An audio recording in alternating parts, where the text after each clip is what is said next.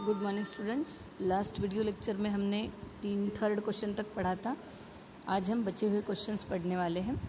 तो देखो, right the degree of the given polynomial. इस पॉलिनोमियल की डिग्री लिखना है। पहला है √5। √5 को हम कैसे लिख सकते हैं? √5 इंटू x⁻0। कोई भी वेरिएबल आप लिख सकते हो। सो यहाँ पर √5 x⁻0 ये पॉलिनोमियल हो गया आपका। आपको सिर्फ डिग्री लिखना है। सो आंसर क्या आएगा? डिग्री इज इक्वल टू 0, क्योंकि एक्स के सिर के ऊपर क्या है? 0। So degree is equal to 0।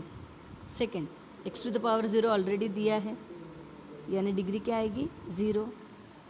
उसके बाद नेक्स्ट x⁻2, सो डिग्री क्या रहेगी? 2। Next m⁻10, so degree is equal to 10। हमें वेरिएबल के सिर के ऊपर लिखा हुआ नंबर देखना है, that is the degree of the given polynomial. 2p minus √7, यहाँ पे p वेरिएबल है, p के सिर के ऊपर कुछ नहीं है, यानी 1 है। So degree of the polynomial is 1। इधर देखो, 7y minus y³ plus y⁵। y के ऊपर सिर के ऊपर लिखा हुआ सबसे बड़ा नंबर कौन सा है? 5। So degree of the polynomial is 5। इधर 7th, अब यहाँ पे एक ही पॉलिनोमियल में 3 वेरिएबल का इस्तेमाल किया है, x y z। तो जैसे कि हमने इंट्रोडक्शन में पढ़ा था, सारे वेरिएबल्स के सिर के ऊपर के नंबर के एडिशन। 1 1 1, सो 1 + 1 + 1 यानी 3। So degree of this polynomial is 3। इधर नेक्स्ट m³ n⁻7। तो यहाँ पे इस पॉलिनोमियल में m और n ये 2 वेरिएबल है, उनके इंडेक्स की, उनके डिग्री की एडिशन करेंगे। 7 + 3 10 होगा, यहाँ पे 5 + 1 6 होगा, यहाँ पे 1 + 1 2 होगा। सबसे बड़ी एडिशन यहाँ मिल रही है, इसलिए degree of the polynomial is 10। So fourth question बहुत ही आसान था। उसके बाद classify the following polynomial as linear, quadratic and cubic polynomial. Linear, quadratic and cubic यानी जिसका डिग्री 1 है वो लीनियर, जिसकी 2 है वो क्वाड्रेटिक, और जिसकी हाईएस्ट डिग्री 3 है वो cubic. First example, 2x⁻2 + 3x + 1। इस पॉलिनोमियल में x वेरिएबल है और x के सिर के ऊपर का सबसे बड़ा नंबर 2 है, यानी इस पॉलिनोमियल की सबसे बड़ी डिग्री 2 है, इसीलिए ये क्वाड्रेटिक पॉलिनोमियल है। मराठीमध्ये त्याला वर्ग बहुपदी म्हणू। सेकंड, 5p में देखो, p की डिग्री 1 है, सो ये लीनियर पॉलिनोमियल, रेशियो बहुपदी। इधर y की डिग्री 1 है, इसलिए रेशियो बहुपदी, linear polynomial. m³ + 7m² + 5/2m minus √7। इस पॉलिनोमियल की हाईएस्ट डिग्री 3 है, इसलिए क्यूबिक पॉलिनोमियल, घन बहुपदी। a², highest degree is 2, therefore quadratic polynomial, वर्ग बहुपदी। Highest degree is 3r³, so cube है, सो क्या आएगा? घन बहुपदी। इंग्लिश में बोलेंगे क्यूबिक पॉलिनोमियल। सो बहुत आसान है, डिग्री चेक करना है और पॉलिनोमियल का नाम डिसाइड करना है। Then question number 6, right the following polynomial in standard form. Standard form यानी क्या होता है? डिग्री के अकॉर्डिंग डिसेंडिंग ऑर्डर में हमें प्लेस करना है। और जैसे कि थर्ड पावर दिया है और एक कांस्टेंट टर्म है, थर्ड के पहले सेकंड पावर आना चाहिए, फिर फर्स्ट पावर और फिर कांस्टेंट टर्म। तो अगर वहाँ पे पावर वैसे नहीं दिए होंगे तो हम उसको अरेंज करेंगे। जैसे कि फर्स्ट एग्जांपल देखो, 5m³ + 3 + 5m ऐसा दिया है, तो थर्ड पावर है, फर्स्ट पावर है, सेकंड पावर नहीं है, तो हमें वो लिखना पड़ेगा, तो उसको बोला जाएगा स्टैंडर्ड फॉर्म। तो देखो, पहले m³ है तो मैंने m³ लिखा है, सेकंड पावर यहाँ पर है ही नहीं तो मैंने लिखा +0m², प्लस सेकंड के बाद फर्स्ट पावर वाला है तो +5m और +3। So this is the standard form of this polynomial. उसके बाद सेकंड क्वेश्चन देखो, -7y + y⁵ + 3y³ -1/2 + 2y⁴ -y²। तो सबसे पहले तो इसमें से सबसे बड़ी डिग्री कौन सी है वो देखो, तो सबसे बड़ी है 5, तो उसको पहले नंबर पे लिखो, तो y⁵ पहले नंबर पे। अब फोर्थ पावर वाला ढूंढो, ये देखो फोर्थ पावर वाला, सो +2y⁴। अब थर्ड पावर, ये थर्ड है, +3y⁴। हम किसी का भी साइन चेंज नहीं कर रहे, सिर्फ जगह बदला रहे। 5 4 3 अब 2 आना चाहिए, 2 वाला है लास्ट में, उसका साइन माइनस है तो -y²। 2 के बाद अब 1, 1 वाला कहाँ है, ये देखो 1, सो -7y, सो -7y। अब ऐसा आएगा जिसके साथ y ही नहीं है, वो है -1/2, सो -1/2। हर जगह पे हमने साइन चेंज किए क्या? नहीं, कहीं पे भी हमने साइन चेंज नहीं किए, हमने सिर्फ जगह बदलाई है। हमने उन डिग्रियों को डिसेंडिंग में अरेंज किया है, 5 4 3 2 1 एंड 0, इस तरीके से।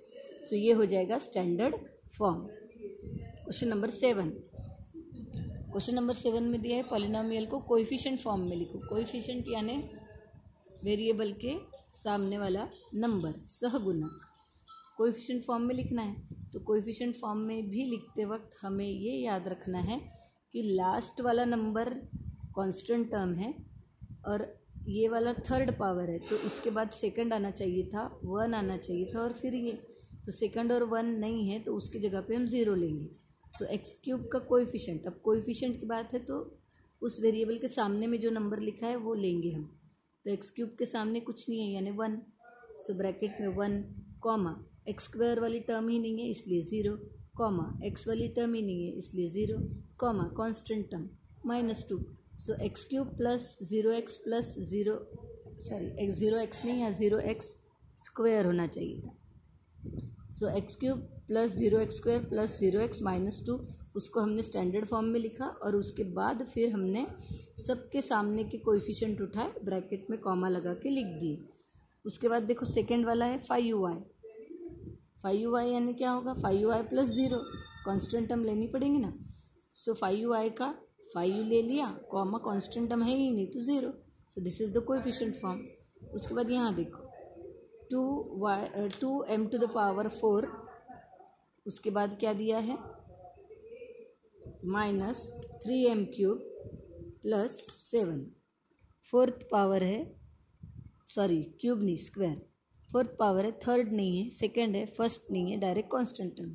तो पहले स्टैंडर्ड फॉर्म में लिखो 2m to the power 4 plus 0m³, क्योंकि थर्ड पावर था ही नहीं, फिर माइनस सेकेंड पावर जो दिया था वो लिख दिया, प्लस फर्स्ट पावर है नहीं इसलिए 0m लिखा और प्लस 7 लिख दिया स्टैंडर्ड फॉर्म में। अब उसका कोएफिशिएंट फॉर्म बनाएंगे, पीछे से स्टार्ट करो, कांस्टेंट टर्म कॉमा 0 कॉमा इसका कोएफिशिएंट -3 कॉमा इसका कोएफिशिएंट 0 कॉमा इसका coefficient 2, so 2 0 -3 0 7 is the coefficient form for this polynomial.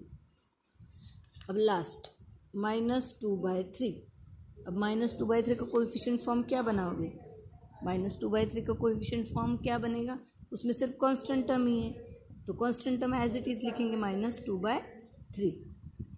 उसके बाद 8th question, right the polynomial in standard form. Standard form में लिखो, ये देखो अभी ही हमने लिखा है स्टैंडर्ड फॉर्म में, यानी डिग्री को अरेंज करना है हमें, जिसमें कांस्टेंट टर्म तो आनी ही चाहिए। तो सबसे पहले हम कांस्टेंट टर्म लिख लेंगे, फिर उसके बाजू में x वाली टर्म आती है, फिर x² वाली, फिर x³, इस तरीके से।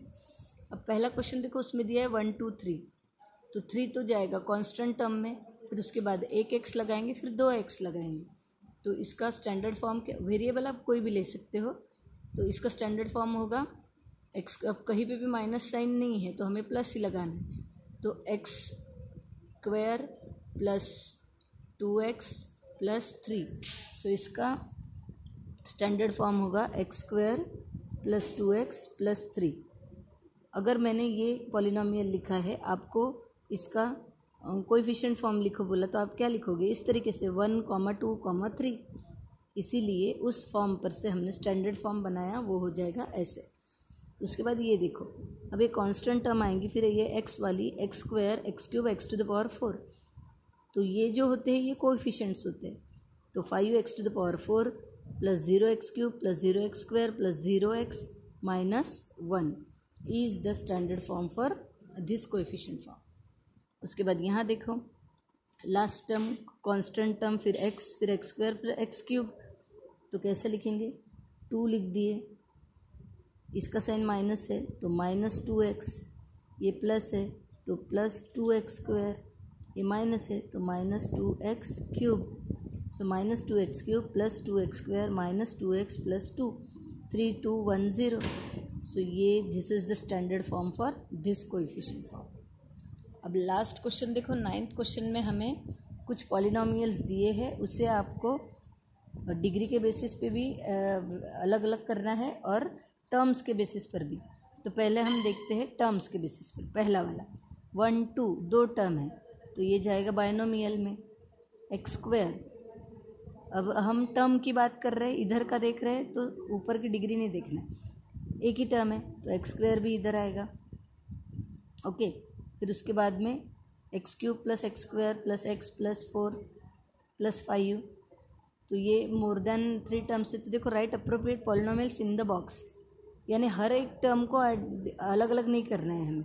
हम क्या करेंगे, जैसे x प्लस 7 ये दो टर्म दिख रहे बाइनोमियल में जाएगा, और x प्लस 7 की ही बात करोगे तो इसकी डिग्री 1 है तो वो लीनियर में भी जाएगा. फिर x² एक ही टर्म है तो मोनोमियल में जाएगा, और उसकी डिग्री की बात करेंगे तो डिग्री 2 है तो वो जाएगा क्वाड्रेटिक में भी. फिर x³ plus x² plus x plus 5, तो ये पॉलिनोमियल हो गया, 4 टर्म है. फिर उसके बाद उसका यहाँ पे दिया नहीं है, ट्राइनोमियल 3 टर्म होते तो हम यहाँ डायरेक्ट लिख देते. अब क्यूब सबसे बड़ी डिग्री 3 है तो वो जाएगा क्यूबिक पॉलिनोमियल में. उसके बाद 2x² plus 5x plus 10 3 term है तो वो ट्राइनोमियल में भी जाएगा, और हाईएस्ट डिग्री 2 है इसलिए क्वाड्रेटिक में भी जाएगा. फिर x³ प्लस 9 दो टर्म है इसलिए बाइनोमियल में जाएगा, हाईएस्ट डिग्री 3 है इसलिए क्यूबिक में भी जाएगा. 3x² प्लस 5x दो टर्म है बाइनोमियल, और हाईएस्ट डिग्री 2 है इसलिए क्वाड्रेटिक. तो आपको नाम के नीचे में एक के नीचे एक जो एक्सप्रेशन जो पॉलिनोमियल जिस कैटेगरी में आता है वो वहाँ पर लिखना है. इस तरीके से हमारी ये प्रैक्टिस सेट बहुत ही आसान थी जो कंप्लीट हो चुके हैं. नेक्स्ट एक्सरसाइज हम नेक्स्ट वीडियो लेक्चर में पढ़ेंगे.